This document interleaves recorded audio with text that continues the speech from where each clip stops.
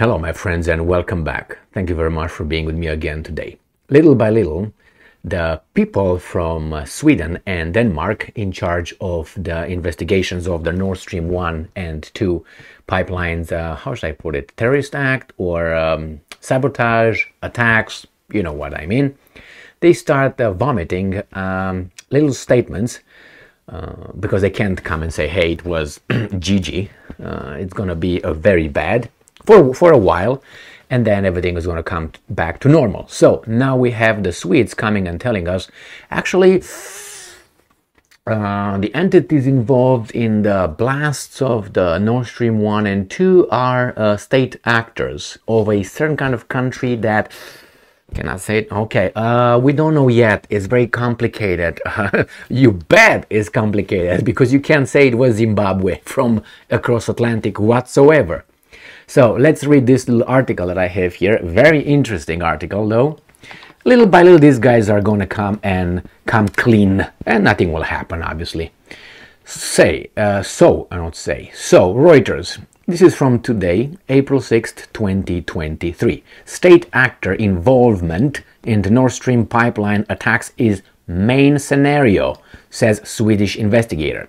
So it was not the little freaking 6 sailors with that little, how do you call it, yacht, you know, with Onassis and Jacqueline Kennedy's yacht coming over, Red Rover, over the Baltic Sea and dropping about a ton of explosive on those things with coming out back for air and then going back. No, it was not that. And, 5 men and a woman. If you know what I mean. Very interesting. Yes. The Americans came with this bullshit. So let's go back to this little thing here. I mean, really, the imbecility can go as far as it can go, but, you know, Stockholm. A state actor's involvement in the blast of the Nord Stream pipelines last year is the, and I'm quoting, absolute main scenario. Though confirming identity will prove difficult. Yes, okay, the Swedish prosecutor investigating the attack said on Thursday. Yeah, confirming identity. Well, I can confirm it for you without even looking further into the evidence. In September 2022, several unexplained, I can explain that, underwater explosions ruptured the Nord Stream 1 and newly built Nord Stream 2 pipelines that link Russia and Germany across the Baltic Sea. The blast occurred in the economic zones of Sweden and Denmark. I wonder why. And both countries say the explosions were deliberate, but they have yet to determine who was responsible. So September, October, November, December, January, February, March, 6 months, and some nothing. And the blast in the Swedish zone occurred at a depth of 80 meters. So multiply by 3 and you find about feet. So about 200 feet, let's say. Let's say more than that, actually. But anyway, 250. Let's say, to which the Swedish prosecutor said made it complicated to investigate. Ooh, really? Okay, and I'm quoting, we believe it will be rather difficult to determine who did this. Prosecutor Mats blah blah blah told Reuters in a phone interview. The people, and I'm quoting, who did this have probably been aware that they would leave clues behind and probably took care so that evidence would not point in one direction but in several directions, he added. And I'm quoting, that makes it difficult to clearly point to one actor. Really? I mean, I know that a lot of things are under surveillance. I'm not expecting that really every part of this planet is under surveillance, even though I would not be surprised that you have some little military infrastructure out there that would record movements in important areas. So, you know, in these economic zones, you can't just go with a little raft, drop anchor here. It's about 80 meters. Okay, let's try it. I don't think that would be the case. Or maybe like this. Okay, with a canoe.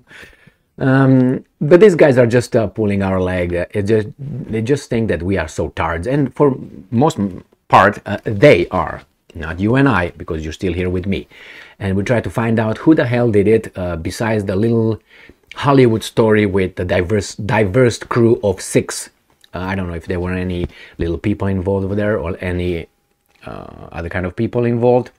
But anyway, That scenario was so laughable, but it worked with many Americans. I tell you that. Why? Because I spoke with some. And I was like, okay, all right, give me $20,000 today. I will give it to you back tomorrow with 3,000% interest. I will meet you tomorrow whenever you want, man, with the money in the bank.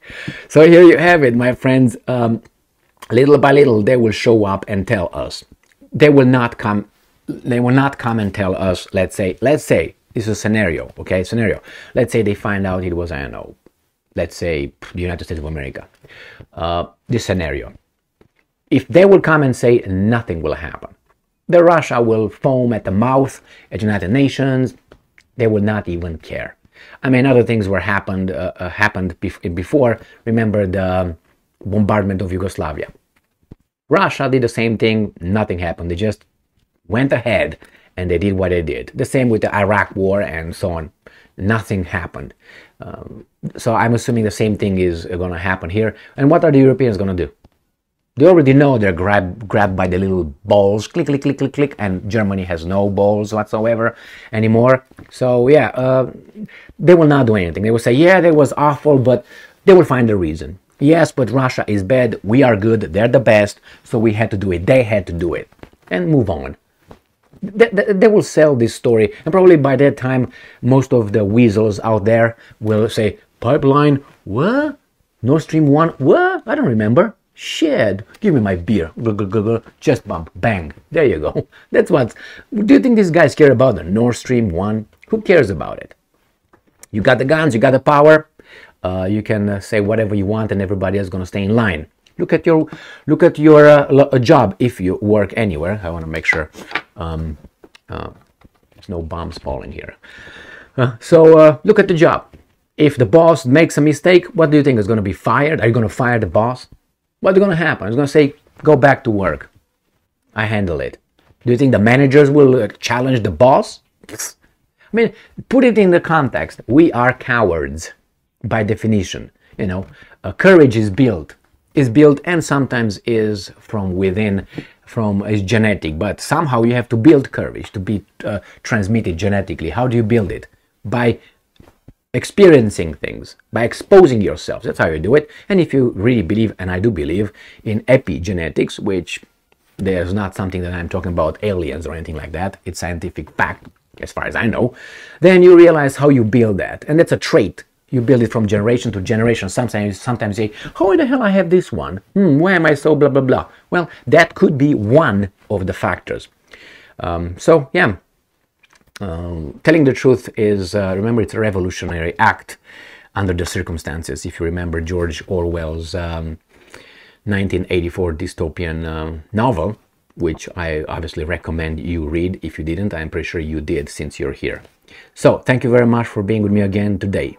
Stay strong, stay smart, look for the truth, and be just.